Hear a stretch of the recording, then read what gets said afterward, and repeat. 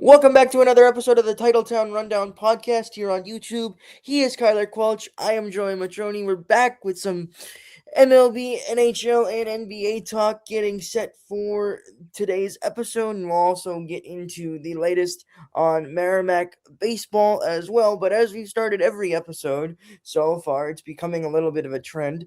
Let's get up to date with the latest as it pertains to the Boston Red Sox. And for the second time this year, they've swept a series, both coming against AL Central teams. The first one coming against the Tigers, and then most recently they finished up a sweep last night of the Kansas City Royals, in which their offense kind of awoke a little bit. Kyler, they outscored their opponents 14-5, and that was an improvement considering the last two series they played. They scored 6 runs each in those two series. Yeah, I think it's a little bit of an improvement. We can be happy that they won. To your point before we were coming on here, Joey, but and certainly for me, I think I think that they have been great pitching wise. I'm very happy with Sonny Gray's flawless start, or near flawless for his age, and how he can put up 6 consistent innings. I really like his consistency and not necessarily like the star power, but just the consistency and the leadership that he kind of brings to the table and the professionalism. How he just goes about his 6 innings, 6 to 7 innings, and I'm not doing the trend. Don't ask me to do the trend. And I know I'm going to get that in the comments. Let's not do that. But certainly, I've really appreciated that and how consistent the bullpen has been. And I think you saw in that series just how good the bullpen was, especially like in game 2 when Suarez faced a lot of pitches and kind of started to lose his control after a little bit of time. How they kind of kept it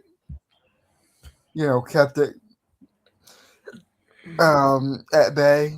And then I think you saw when Early had his start and he gave up 3 runs, although I think he's been very solid as well. He gave up 3 runs, but then they didn't give up a run after that. So I really think you should pride yourself on how good your bullpen is, which I've never been able to say that. I've always said they need a bullpen arm at the trade deadline. This year I'm like, oh, I love their bullpen, but where's the offense? But I certainly think one thing we can also be happy about on the offensive side is having guys like Contreras and Duran, who are older guys who are a little bit more consistent or do get hot easier. And then Nick Sogard as well. I think Nick Sogard's been good since coming up. He's kind of been a spark plug for them. They needed a little bit of that. And I think you might be able to argue that come, middle of June, the reason why their offense got hot was because they had guys that were starting to figure it out in mid-May. Yeah, I mean, obviously with the injury to Trevor Story, that gives Sogard the opportunity, like you were saying. He's 4 for 14 in his first 4 games up with the big club. He's gotten hit in all 4 of those games and also knocked in 2 RBIs as well. Contreras has been your most consistent power guy, like you mentioned earlier. He had the big home run to get the win in game 1 by a final score of 3-1. Again, that kind of played a similar script to how a lot of the games that have been going for the Red Sox and how they're winning games. They're closely contested, led by pitching, and the offense getting just enough to win the games. Game 2 was a final score of 7-1. And that was these last 2 games have been really big for Jarren Duran with a 3-run homer. Not a 3-run homer 2 nights ago and the go-ahead 2-run homer last night. He also had a triple in this series as well, and I'll get to the rest of the stats here. In 24 rather, plate appearances in his last 5 games, he's batting .368 with 2 home runs, 3 doubles, and a triple, and he's 1 for 1 on his stolen bases. And another thing that shouldn't go by the wayside is that his defense specifically in this Kansas City series was fantastic. He made a jumping catch up against the foul territory wall last night, and then made two catches in the game before, one going back almost on a dead sprint and just having to jump up and reach behind him and make the catch as the ball was heading towards the wall, and then the other one he came in and made a catch on a slide to prevent another hit. So he's kind of finding a groove, which I think is big for this Red Sox team, especially knowing that the energy he can bring, and you can see it with the 6 extra base hits that he had in his last 5 games. Yeah, and I think baseball is a game of streaks too. And momentum. So I do think that they can build off this. My biggest concern with this, even though like we're talking about a lot of positives, is consistency. For me, it's not about you need the flashiest guys of all time. Like you've seen the Dodgers get out in the first round before. Like even with a really talented team. But what I think is kind of important is what Tom Brady used to say in the NFL. You gotta be consistent, which most people aren't. And I think, and yes, that might sound a little cheesy, but I like that quote about sports in general. And I think, they don't have guys that are always going to be consistent. They do have streaky guys or guys that come up from the minors and, are spark plugs. Yeah, But where is my consistency? Where's my why I like Schwarber? Not just because he leads the league in home runs. The way he does his plate appearances.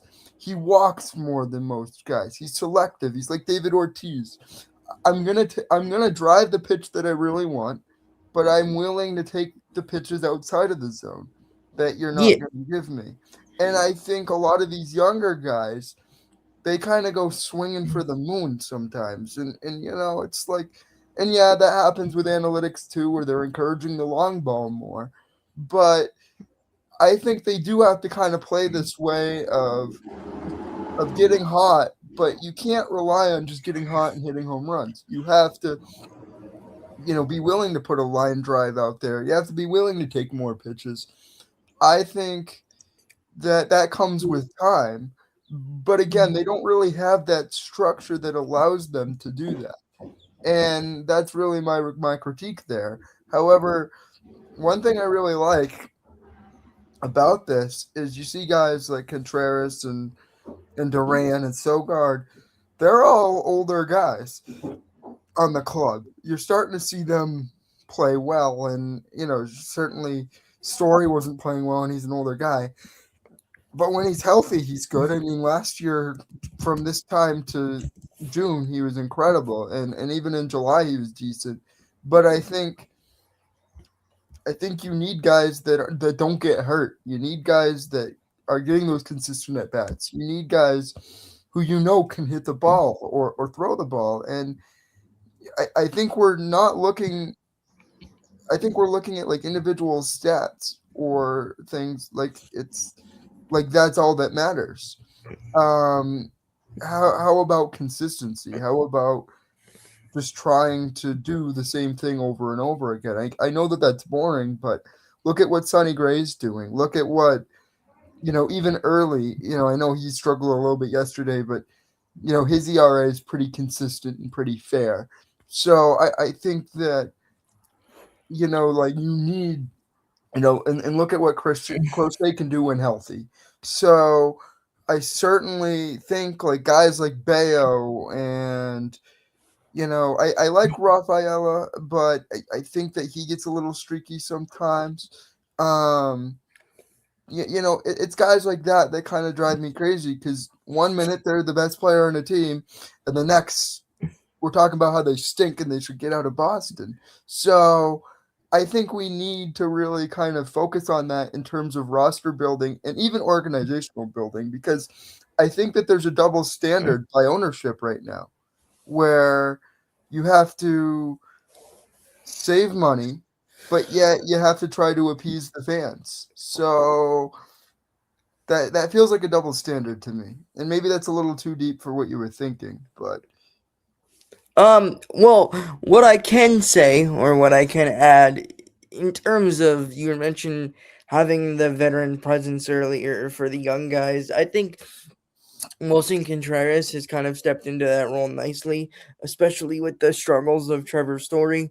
Um, to me, looking at Trevor Story for the younger guys, it's probably going to be tough for them to go to him, knowing that he's kind of trying to work out of his own issues at this point. And then I think what a lot of the, I won't call them issues, but a lot of what the younger guys are going to be looking to work on.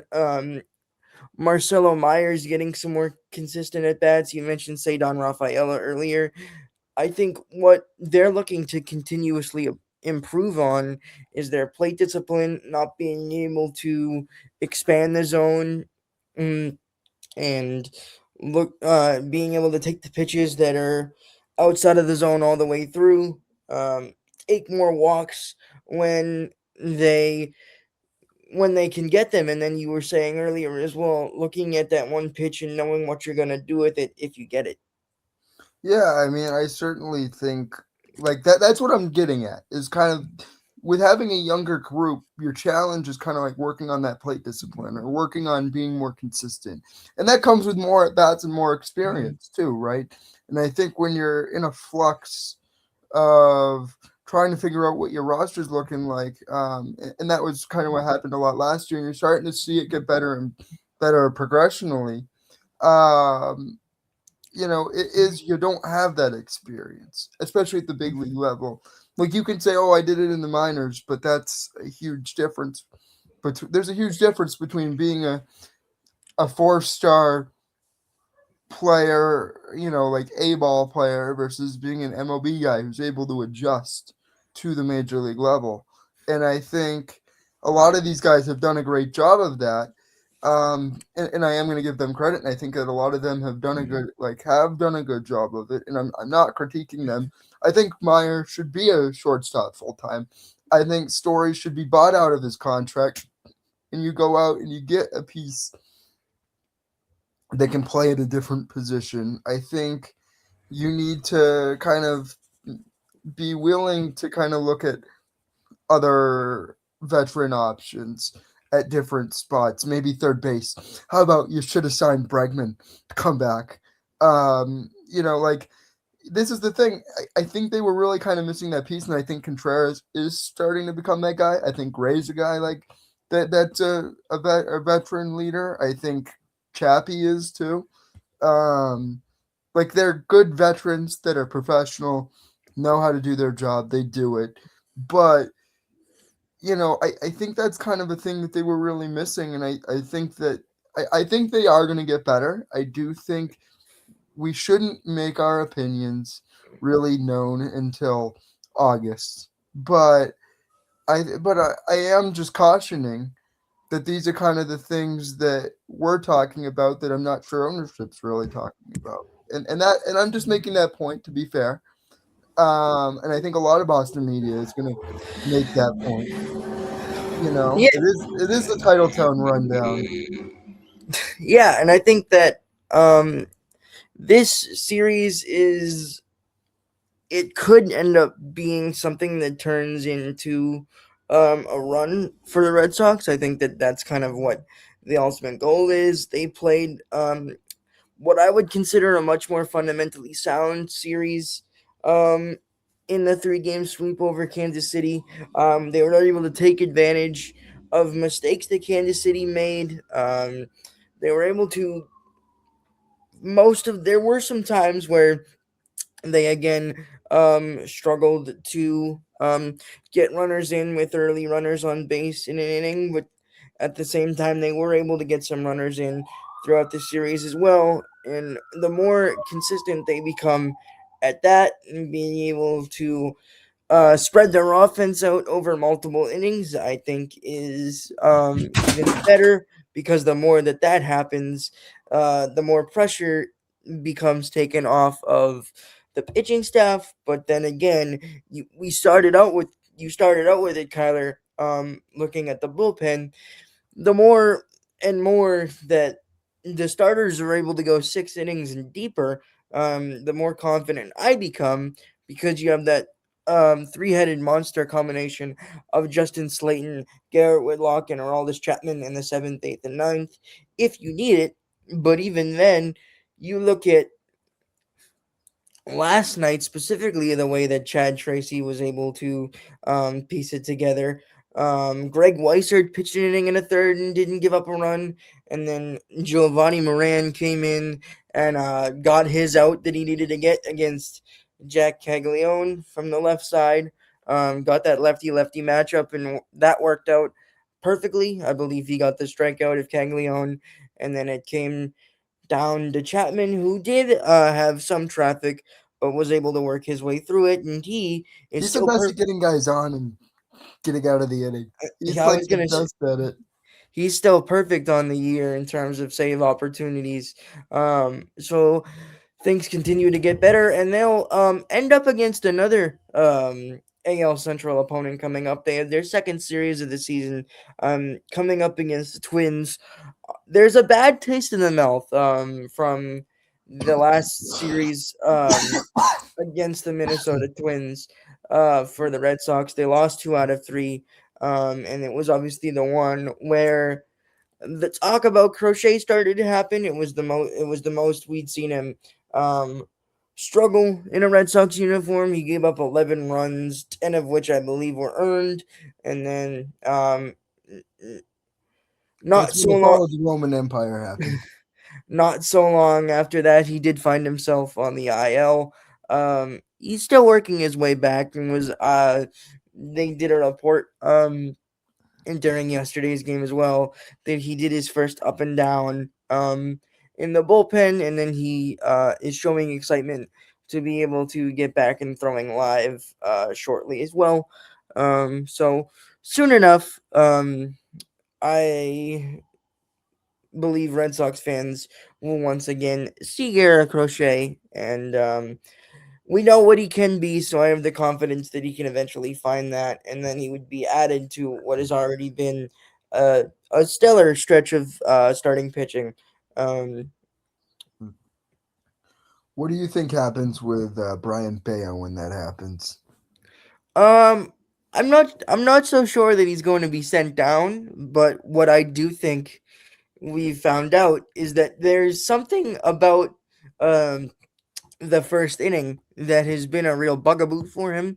Obviously, we talked about the stats when he was the um, bulk reliever after an opener, and he was significantly better in those. And then the decision came down in the series against Atlanta to Chad Tracy and company, and whether or not they were going to do that for the third straight game where Bayo was going to pitch, or Yeah, do why they not mess with something that already is working? that's exactly where I was gonna go, and I think that's the consensus that we came to in the episode after the Atlanta series is that you messed with something that was good and it didn't end up working out with you. You lost that game 8-1, and then we're able to follow that up with a sweep against Kansas City. But I'm not necessarily against just continuing to go with the opener. You get the opener to get through an inning. Hopefully, that's a scoreless inning. But even if not, that gives Bayo an extra little bit of time to throw some extra pitches in the bullpen before coming in, and he's been great out of the bullpen in that bulk role. And then if he gives you 5 or 6 innings, that brings you to the sixth or seventh inning by the end of that, and then you have the back end of the bullpen if you're winning in those games in Whitlock and Chapman. So I wouldn't be opposed to the Red Sox sticking with the opener and bulk reliever blueprint when it comes to Brian Bayo. Yeah, I actually have to agree with you on this, Joey. I think you put like a Giovanni Moran, or you put one of your guys that isn't like A Whitlock middle or a Chapman. middle reliever. Yeah, exactly. You put somebody out there, Weissert, uh, whoever you really trust that day, who's a middle reliever. You go with him. You know, I you know, I guess I am not really the one to say who's going to go out there, but let Chad Tracy go with his gut. Breslow, just stop talking and let Chad Tracy manage. I think that they're trying to push the narrative of Bayo starting.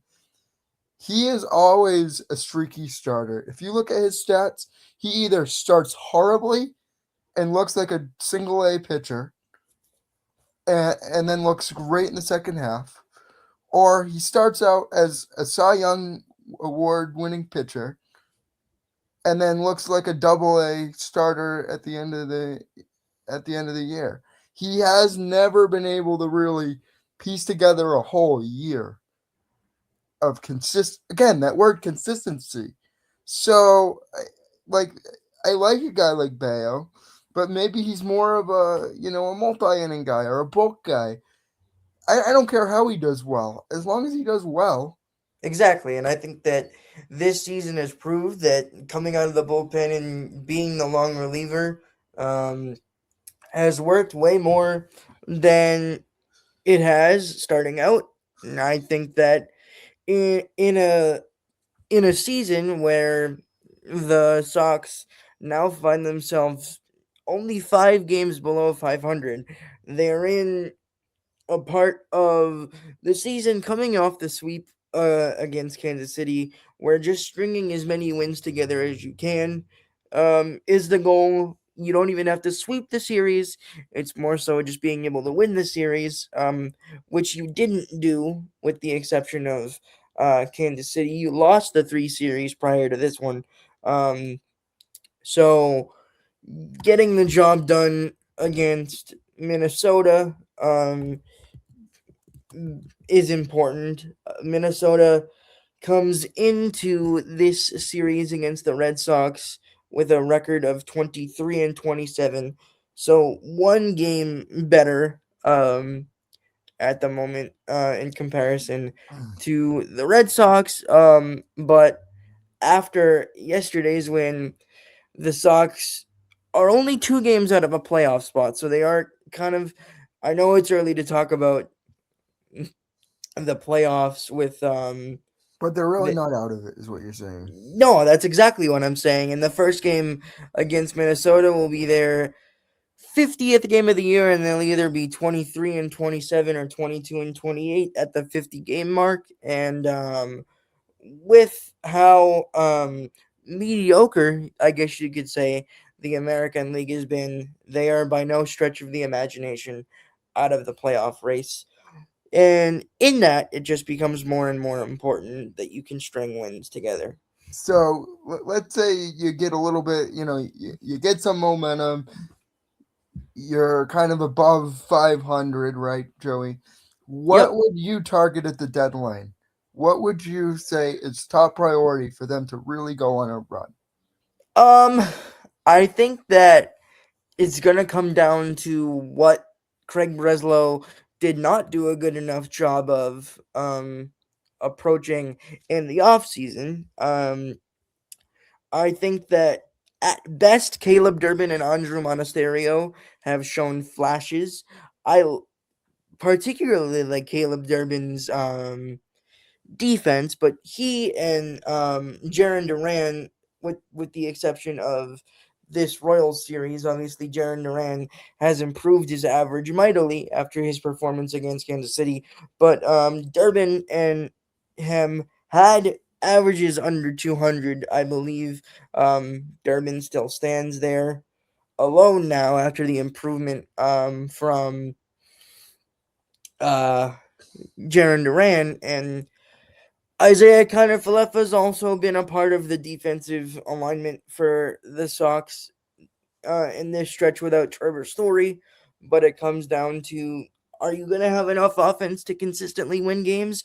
I don't know. So it comes down to finding a right-handed bat that's going to impact the lineup to go along with guys like Abreu, Contreras, um, Duran. If he can stay hot, you need another guy that's going to supplement the offense, and maybe bring the big blows as they've been struggling to hit home runs throughout the season. So what you're saying is they need to do what they did and not bring in Schwarber, but bring in a guy like that who gets hot, really good, consistent hitter, and really elevates the offense. Is Yeah, and what I'm not you're saying. I'm not saying that the Red Sox are gonna go on a run like they did in 2021 when they brought in a guy like Kyle Schwarber, but you need someone who's gonna um, jolt the offense if you do want to make a You know run. what's crazy? That was 5 years ago. I'm celebrating my 5 year high school graduation that same year as well. So it dates me a little bit, but anyway, I remember the good old days when they were in the playoff, really in the playoffs, not losing to the Yankees because they only had two starters. But anyway, Mhm. besides the jokes, I think that they, I agree with you. I think they need to really elevate their offense if they're going to go for it. My only concern is that Breslow doesn't know how to do that, and ownership won't allow him to do that. And I think, you know, but I do like Durbin's defense. I actually would stick with him to a degree, like as a defensive replacement if you really want the defense component there. But Yeah. but he wouldn't be my starting third baseman. Alex Bregman would be my starting third baseman if if he just had a no trade clause, John Henry. So I'm calling out ownership because this is ownership's problem. Now you have to deal with it. You know what? In life, even if you have money or not, you have to deal with problems that you create. You know, like I have to do that all the time. Like I make mistakes. I'm in college, whatever. I own up to my mistakes. John Henry, it's time to own up to yours. And I'm not saying bring in Bregman, you can't anymore. But bring in the kid from Chicago. I think there's certainly going to be enough options out there.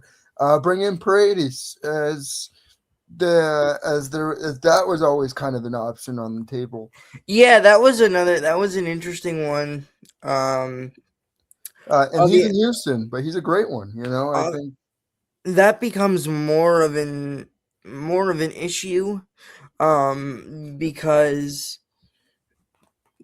I think that Jarren Duran was the shoe-in piece of that for th- for the Red Sox to deal in getting Paredes, but now we'll see what happens with yeah, that. yeah. Well, I still think Jarren Duran has value. I think you let him get hot like he is now, and then you just don't have to take to trade him at the deadline. Because that's going to probably be his last chance at real value. If I'm being honest, if he continues his heat, right, which I think he is, he's a streaky guy.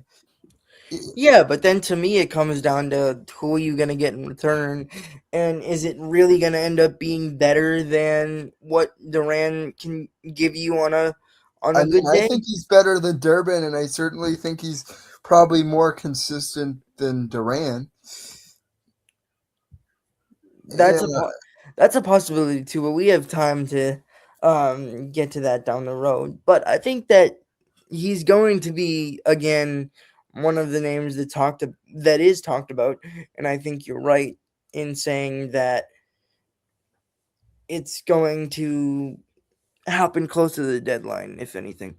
well, listen, I'm sick of let's marginally improve the team. Like, okay, my idea of marginally improve the team is still marginal compared to, a bigger move that you could make.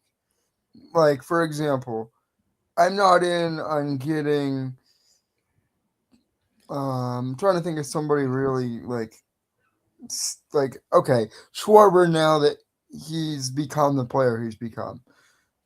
But we had the opportunity to retain him. We could have done it. But my point is, why don't you go out and get, the Shaw, or go get a Paredes, or go get somebody who can hit. Ultimately, and it's like it's not even that hard to really conceptualize. Yes, defense and pitching are important, and I'm proud of Breslow for upgrading it. See, I will give him credit for upgrading the pitching staff. I will. Mhm. He does deserve credit with that. But when it comes to marginally fixing your offense, don't you think you need a big bat in there? Yeah, and I think that's gonna whether that happens is gonna come down to um how this next stretch of games No, it's whether goes. John Henry gives him the yes or the no. That's also a part of it. It doesn't matter if we go 70-2 or in 2-70. It comes down to, is the ownership going to let us play for a Yeah. championship, or are we a first round? Congratulations, you get a participation trophy. Well, we'll have to wait and see how that plays out, but the Sox will continue play tomorrow night. They will start a three-game set with the Minnesota Twins, as I mentioned, and then after that, we'll meet once again with the Atlanta Braves, who will have Ronald Acuna Jr. back in the lineup for that second series. Oh, goody. Uh, but That's great. now that we've spent almost a little over 30 minutes on the Sox, let's move on. We'll go back to the college side actually to stick with baseball, and talk about how the first two games of the MAC tournament have gone for our beloved Merrimack Warriors. The first one was great. The Second Yeah. one, do we really need to talk about it? But okay. Here's I'm kidding. I'm kidding. I'm kidding. I'm kidding. Here's what I've got to say. The seventh inning in both games was decisive. The Warriors were up 3-0 after a run in the sixth, I believe. And then in the seventh inning, they added on four more to get to 7-0. And the pitching staff shut it down from there to get them a 7-0 win. Over Canisius, which gave them the right to play the number one seed Rider Bronx this morning. That one, as Kyler alluded to, did not go as well. For the majority of the game, the Warriors were up 2-1 after home runs from Greg Cristino and Jaden Hamilton in the second inning. They went actually back to back to get the Warriors on the board. But then the seventh inning, it was, as the saying goes, death by a million paper cuts, but in the sense of baseball, it was death by singles. They gave up seven straight singles in the seventh inning, followed by a two-run double after that. So eight straight hits, and that puts Ryder up by a score of 8-2, and the Warriors could not fight back from there, and the final score would end up 8-2. But that's not it. Luckily for the Warriors in a double elimination tournament. They'll be back on the diamond actually later on tonight at 7 o'clock against Marist to look to keep their season alive.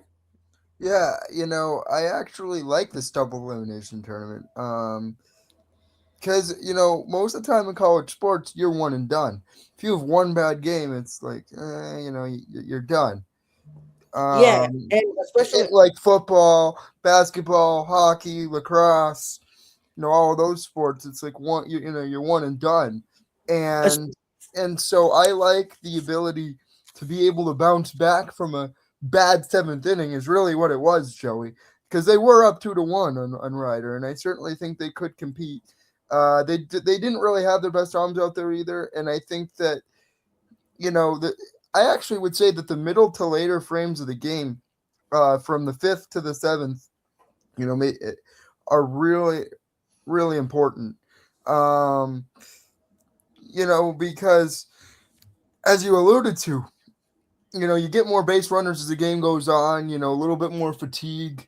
You might not have as much stamina as you would in the pros. So I think definitely those frames become really important in terms of defense and pitching, which the Sox have been really good at. Oops. Are you good?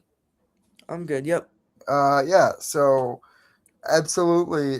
I think that we've been really good at kind of, I think we've been really good at kind of recognizing that. I do think that our offense is going to have to carry us in this game against Marist. I believe we didn't play well against them this year, but you know what? Anything goes in the playoffs, and you just kind of have to win this game in a win or go home matchup. Uh, Yeah, like having played baseball myself, it is about momentum, and yes, it stings to lose to the number one team, especially when you were up 2-1 on them for a good chunk of time. But you just have to shrug it off. It's not like the pros where, oh yeah, you got a game tomorrow, and it's 162 games. This is more of a sprint than it is a marathon at this point, and you gotta drink that Gatorade, you gotta stretch out, and you gotta get ready for another great game tonight. And that's just how it kind of goes. I am proud of Merrimack though for getting a win against Canisius, which they had their best pitcher on the mound to win the game, or to try to win the game, and you shelled them and you shelled their other pitchers, and you made them make some mental errors in the seventh inning. So defensive and mental. So and you capitalized on that, and that's just how it goes, Joe. It's how yep. it goes. I want And sorry, go ahead. I wanted to get you the um head to head against Marist in the home series at the end of April. The Warriors actually took 2 out of 3 um from the Red Foxes. They won game 1 8-0. Marist bounced back in a big way, winning game 2 by a final score of 18-3. So I think that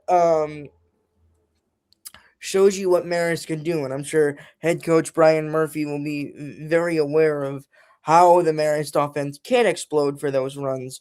But Coach they of the bounced. year. Coach of the He is year. the coach of the year. Oh, Very good. congratulations, Coach. We forgot to put that out there Yes. in the last show. So Um, congratulations, but yeah.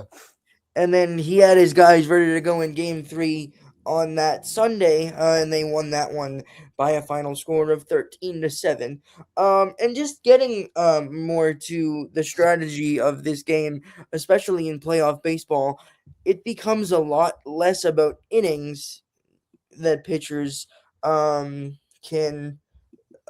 get, and much more about how many outs they can get. Obviously, it takes 27 outs to win a baseball game, so I'm sure Coach Murphy and his staff will be looking at the matchups from this regular season against Marist and who they believe on the pitching staff is going to match up best with them and put the Warriors in their best position to come away with a win. So I also believe, Joey, I'm a big believer in this. I'm going to say the words that I've been saying for the professional game. It comes down to fundamentals, execution, and consistency. And what I mean by fundamentals, for those of you that don't play baseball or haven't played baseball, just playing good defense, executing on the offensive and pitching, you know, execute, and kind of like, focusing on your approach at the plate, walking more than striking out, putting the ball into play where you can, and good base running, solid base running. And then also on the pitching side of it, to your point, Joey, it is about getting those outs, but it's also about executing your pitches. It's not necessarily how do I make myself last longer. It's how do I execute this pitch to get the out. Against this specific batter as Yeah, well.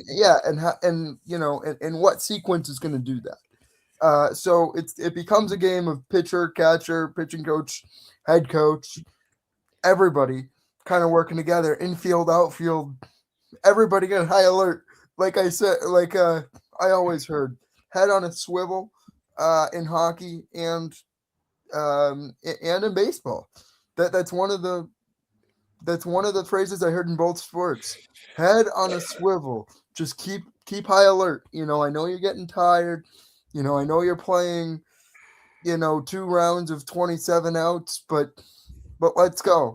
This is showtime. So Yeah, I think it just comes down to execution and communication. In simple terms. obviously playing 18 innings in a day is not easy, Yeah. but this is this is new territory for this Warriors team. They got their first MAC conference tournament win in the win over Canisius, and they're looking to continue to build on that.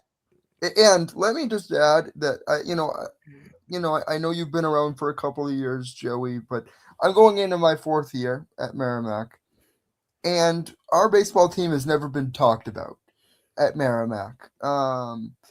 Other than kind of like socially, but I guess like we know that it exists, but I think that this is their first time going to the tournament. Like, this is awesome. There's a lot of excitement. I know for a lot of the seniors who've been around for a while, the juniors who are coming up too, this is a really exciting time for them. They stuck it out through a really hard time, and I want to give them credit for doing that. And I think that for Coach Murphy, it's his 4th year, um, I believe. So I don't know. I mean, it's like it's been an interesting time, but I certainly think that we can really build off of this momentum, and just want to like say, hey, good job for getting to the MAC tournament. You've never been kind of in this position, and we just joined the MAC too. Yeah, I mean So it's a thing that's gone Merrimack athletics wide in terms of this MAC conference experience for the first time. Obviously, it's been highlighted by hockey and basketball, and then lacrosse got their first men's lacrosse got their first win as well. Now baseball has their first win, so a lot of firsts when it comes to the MAC. yeah, well, I mean, hockey doesn't really apply because they're in Hockey East.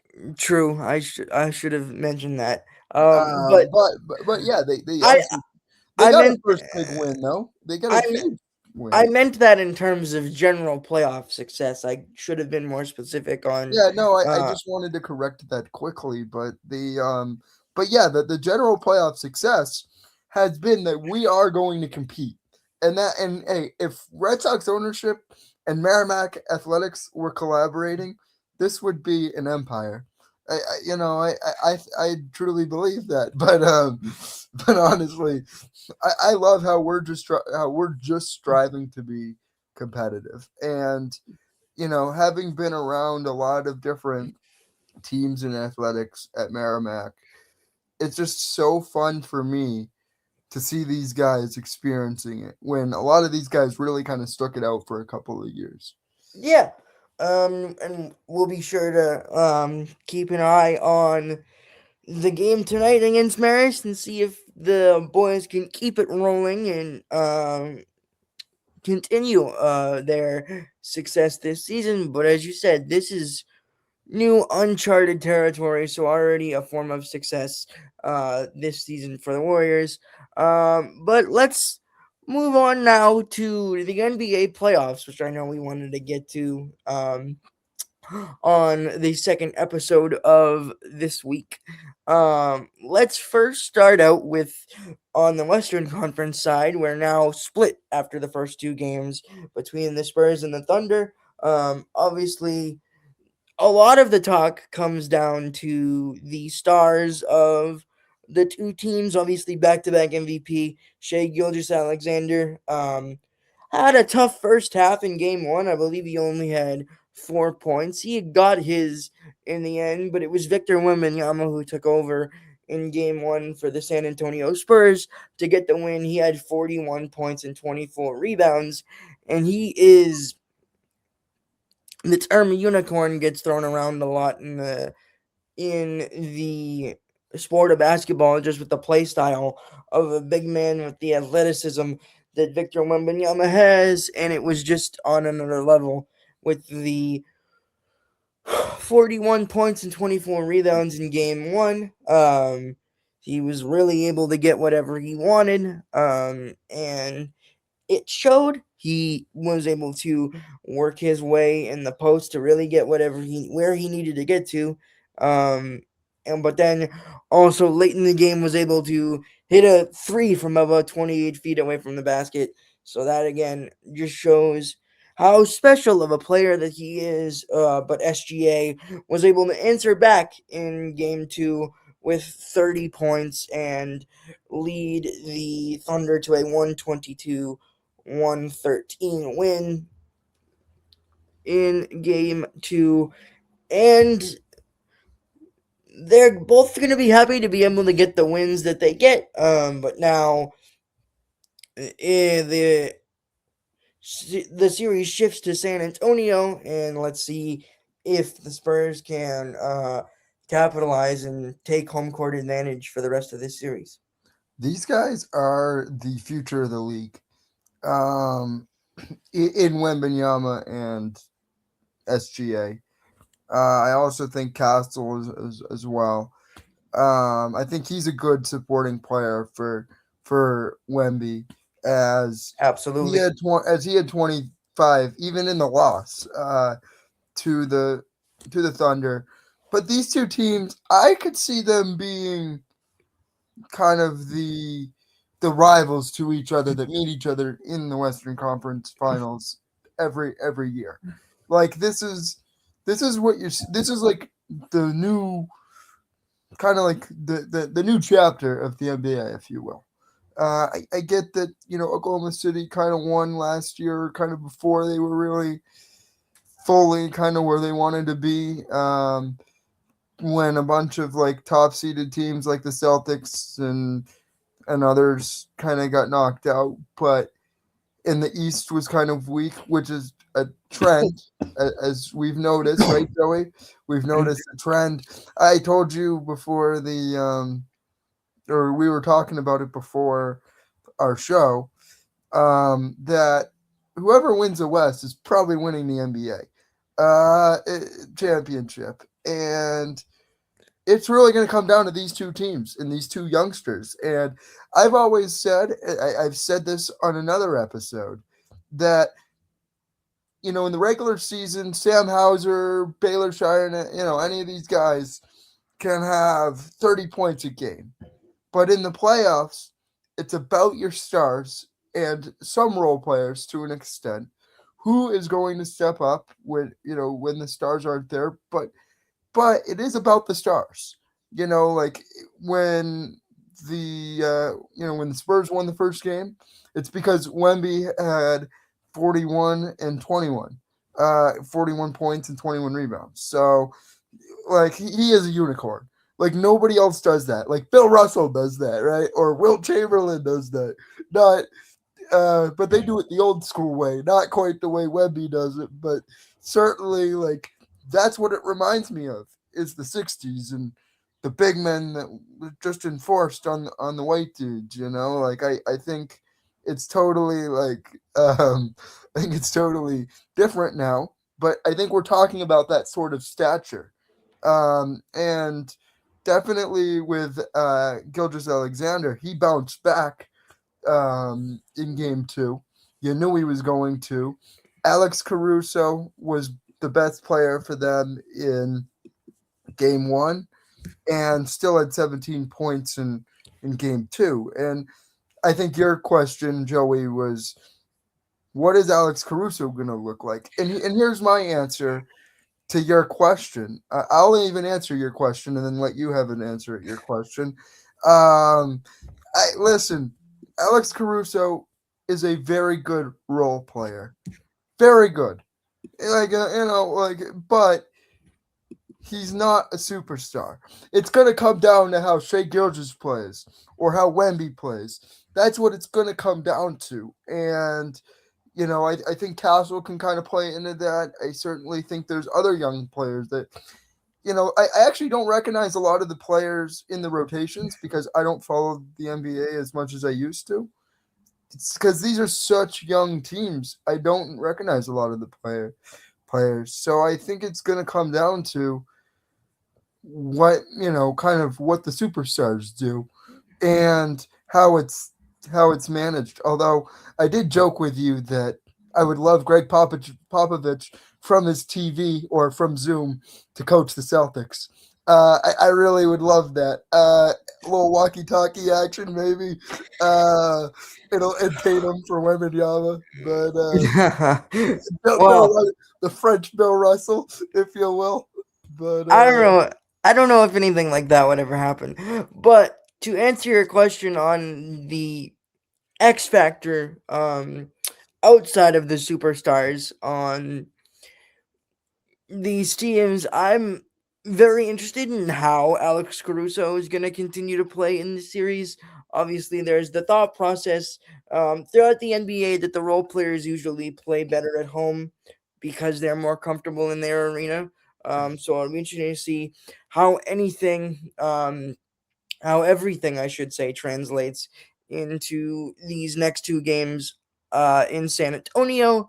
But the big storyline for San Antonio shifts to De'Aaron Fox, who has not played in either of these first two games for San Antonio, and it's allowed Stephon Castle to play a great facilitator role for Wembanyama, while also doing plenty of his own scoring.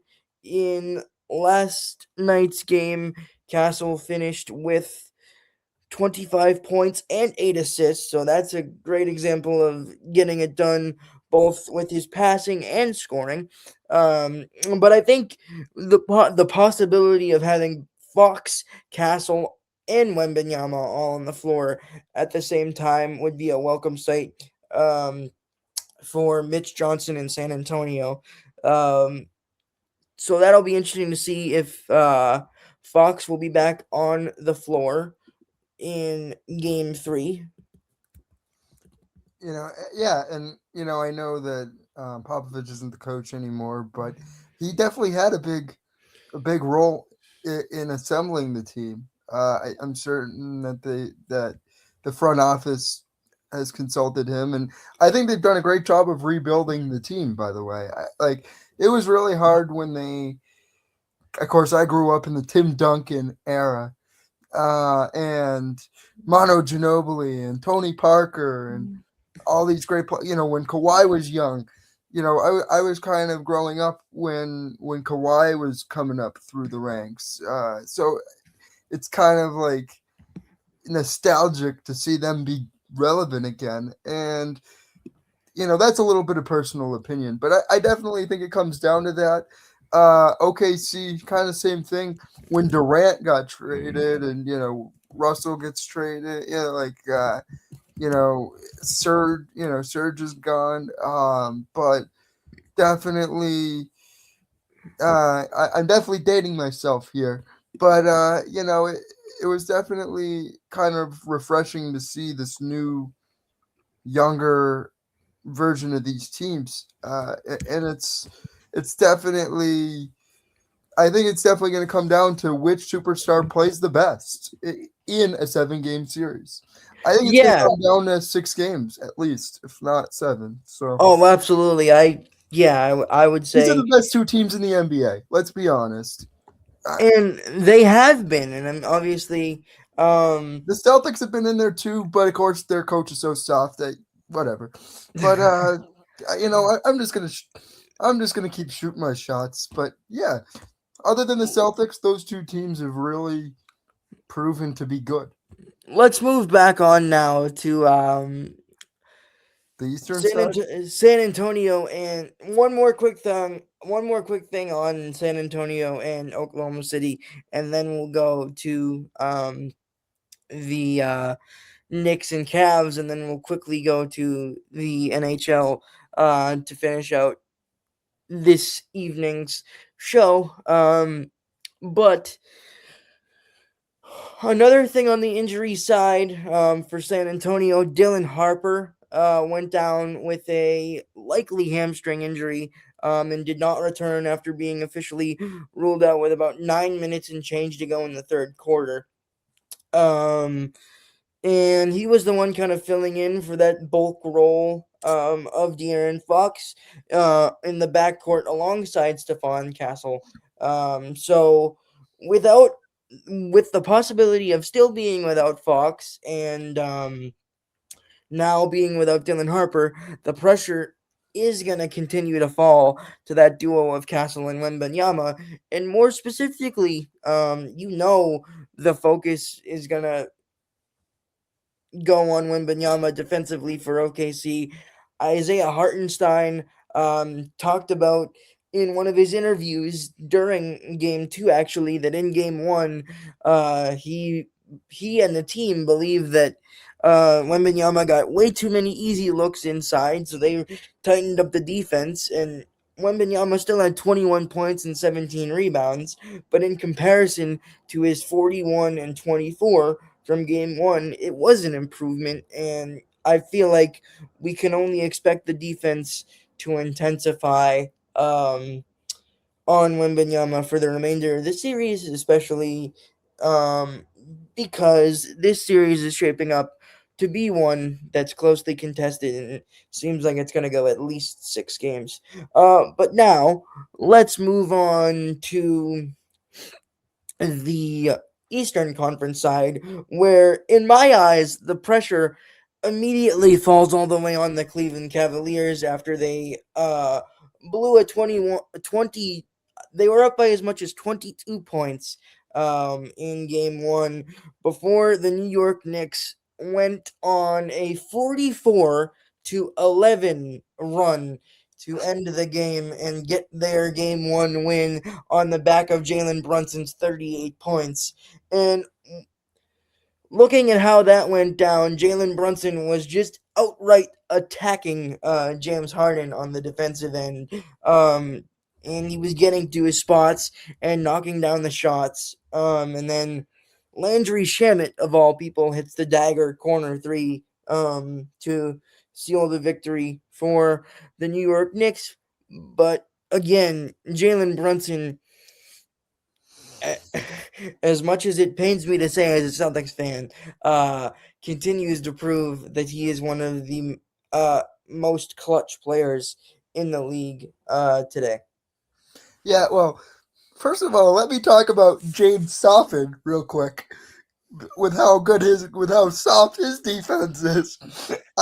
Listen, he's a great, he's always been a great shooter, but he really is soft. But you know what? That's why Brooklyn was so bad is because with him and KD, that didn't really work out well. He eventually has kind of circulated around the league and kind of ended up on the Cavs. I didn't even know he ended up on the Cavs.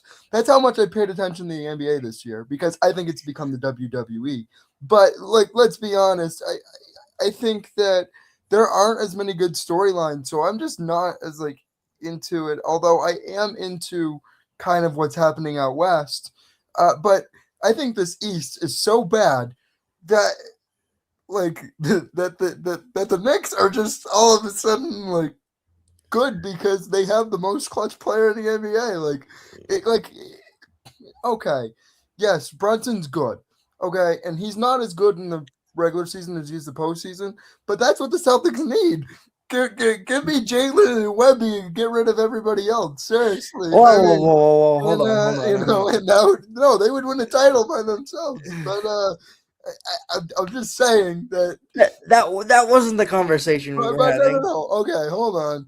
Well, anyway, I'll actually get back on track for a moment. Okay, it is impressive to see a 44-point game, and I was watching that score line, and I'm like, how did Cleveland blow it? Like seriously, like you're up by 20 points, 20 plus, and you can't close out because James Harden can't play defense. Okay, why did you acquire James Harden if he's gonna have 15 points and be James Soffin on you? Like Yeah, that was an interesting trade. Obviously, he came over from the Clippers, and Darius Garland went back in exchange for um Harden. But the the Knicks coming back from a big deficit. If we're gonna make a Boston connection, we can from last season. It's something that the Celtics are all too familiar with, blowing a lead against the Knicks uh in the postseason. But again, it to me the offense went cold at the worst time. I believe they only scored. Let me get the exact breakdown. So I had the they scored 11 points, I think, to your point, Joey. 11 points in a stretch, going beyond overtime. But I wanted to get specific to overtime. What they scored. That's my reaction. That's embarrassing. As an They NBA team, that's this is what embarrassing. this is what I was gonna say, but I wanted to make sure I had it right. The Knicks outscored Cleveland 14-3 in overtime, so their offense went cold at the worst time, and they got almost doubled up in the fourth quarter as well, with the Knicks outscoring them 32-18 in the fourth quarter. But we know I also don't that. think there's any competition for the Knicks past the Celtics in the Eastern Conference. I mean, I still think Donovan Mitchell is a good player, and again, it Yeah, comes but that's it. and That's and and Harden's Harden's a great offensive player, I should say, but the defense has to be kind of addressed, and it might have been better for him to realize that he wasn't getting stops against Jalen Brunson and just take himself out of the game at a certain point. But if if they're gonna struggle this much against Brunson, you need to look on the other end of the floor in the front court and see if Mobley and Allen for the Cavs can establish something on the inside against Karl Anthony Towns, and see if that's how they're gonna be successful. they're good players. Okay, Mobley and Allen are good players, but and I actually do like Harden as a shooter. But watching him play defense for me is annoyingly painful. All right. Well, we'll see how that all ends up playing out, and the Knicks could either be on their way to taking both games in Madison Square Garden and taking a commanding 2-0 lead, or we could have a 1-1 tie in both the East and West. But to finish off, we'll go to the NHL, where Vegas took a 1-0 lead in the Western Conference with a 4-2 win, and Buffalo and Montreal will be getting going tonight. It's the Hurricanes. It's the Right. Hurricane. Yes. But yeah. So listen, I was actually going to give a point My, on. my mistake. What I was going to lead into with was the Montreal overtime win against Buffalo, but I mixed my words. Yeah, that's Uh, okay. That's my, okay. Listen, I think that you look at Montreal and you look at Buffalo, they're both pretty much the same team for the most part, where they're both young, talented teams who are kind of facing playoff success for the first time in years. So, you look at what Montreal has done. I think I believe they won in overtime, right? So it was a pretty even series, and Obviously, game sevens are usually. Game seven is a pretty good indicator. indicator that the series is back and forth. And I honestly think the goaltending the goaltenders that are left are not really like wow type of goaltenders. Um, and I'm actually gonna, and I actually think too, if you look at, um, like I don't like Pekka Luukkonen at all. He's been in the league for a little while now. Yeah, Um, I think he was the weakness, and I even said that in the Bruins series. If you could just score, if you could put the Yeah, black thing in the net, he literally is but atrocious. in all things considered, looking at it quickly from the Bruins before we move on to Montreal, they did score on Luukkonen, and then it was Alex Lyon who really stepped up for Buffalo. But I think on the Montreal side, Jakob Dobish Yep. was the big thing for them. He is still undefeated in the playoffs.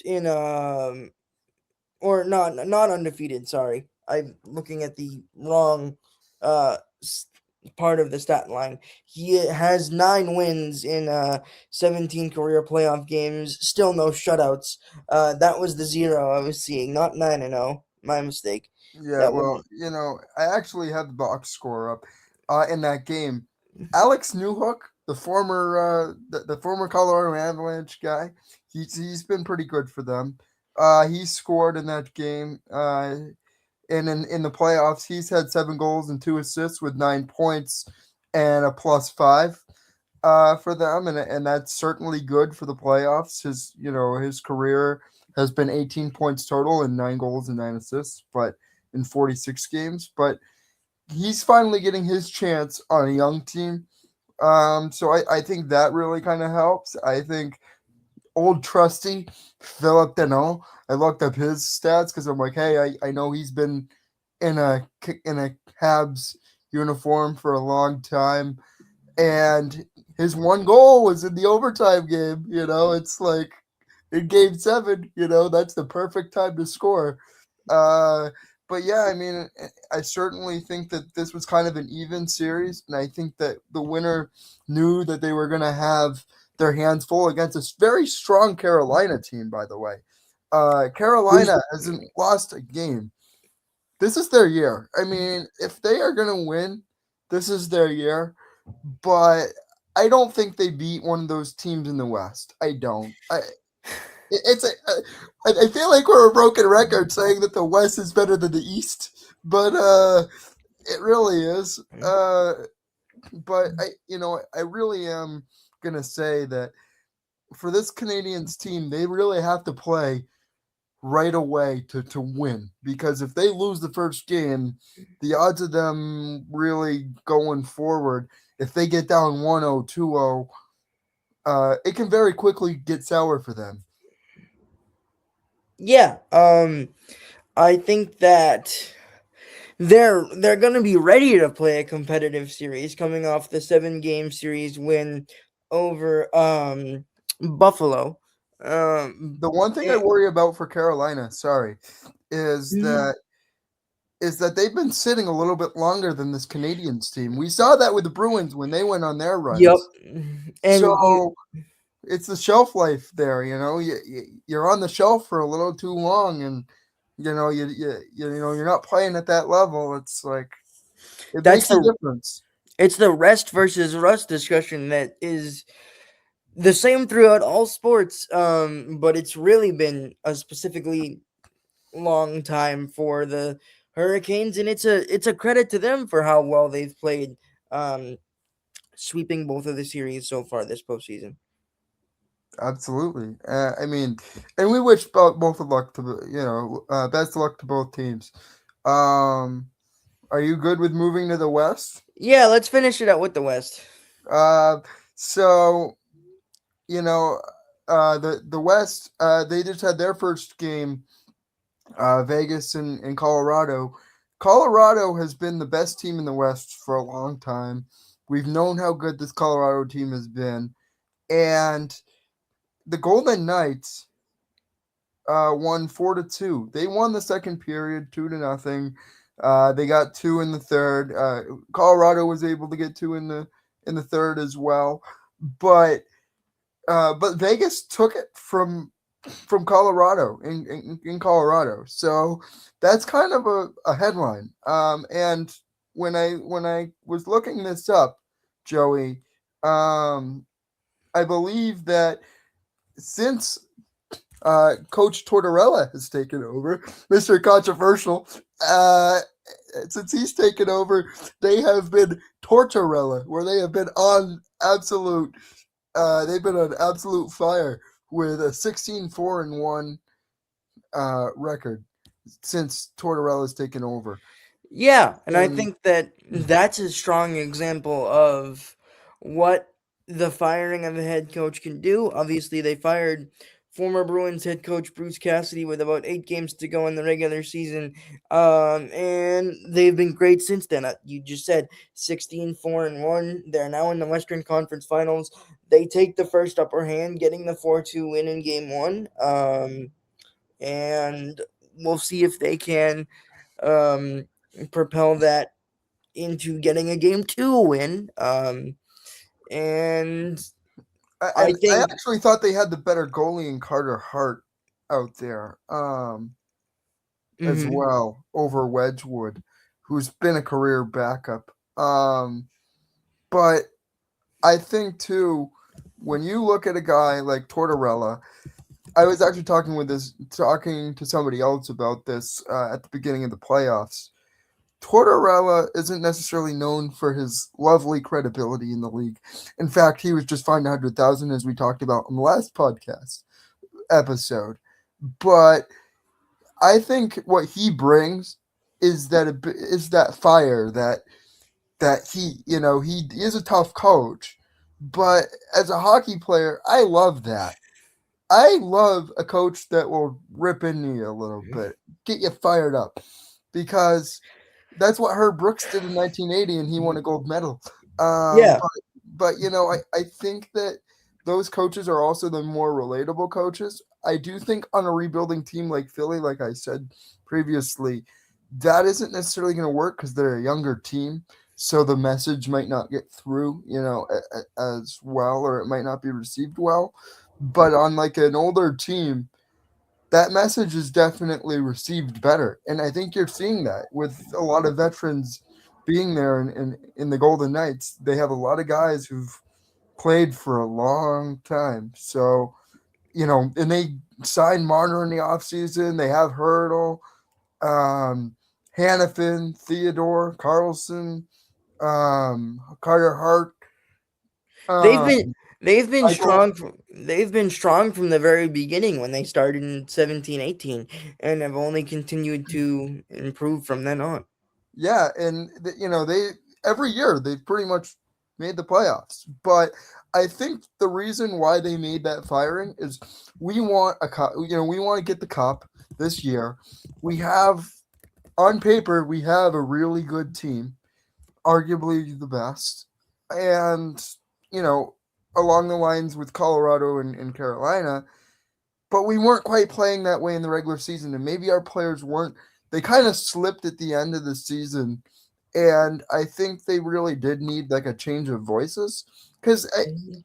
I think that on any hockey team, like certainly when we changed coaches, it made a difference. Like we came out guns blazing, if you will, um, after losing a few games. We went 0-6 and then went like 6-0 and had all these went on this crazy run and won a championship in sled hockey. But it's relatable. Like sometimes you get used to hearing the same voice, and you're like, I've heard this before. It's Mhm. familiar, it's comfortable. Sometimes you need to be pushed out of that comfort zone, and I think Tortorella does that pretty well. Yeah, Vegas trying to win their second Stanley Cup after winning their first one against Florida in 2023. But I think that Colorado is going to be a formidable opponent. Obviously, they came into the series as the favorite, and they'll be looking to bounce back. And we'll be sure to continue to give updates and our thoughts as that series continues the same way with the NBA series as well. The Red Sox will continue their hot streak, hopefully, before the next episode on Monday, and we will see if the Merrimack Warriors baseball team can keep their season alive with a win over Marist tonight. That's going to do it for us here on this episode of the Titletown Rundown. We will be back on Monday for episode 4. Thank you for The watching. Memorial Day version, right? We good with that? Yes, we are very much good with that. We'll be back on Monday, Memorial Day, as Kyler said, for episode number 4. Thank you for watching. Whoosh.